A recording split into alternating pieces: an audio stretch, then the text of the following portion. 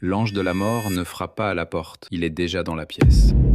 Il ne dort jamais, il ne se fatigue jamais. Et quand le prophète, que la paix et le salut d'Allah soient sur lui, l'a vu de ses propres yeux, il s'est évanoui. L'ange de la mort a déjà ton nom sur une liste. Ta date est écrite, ton heure est fixée, ton souffle est compté. Il n'attend pas que tu sois prêt.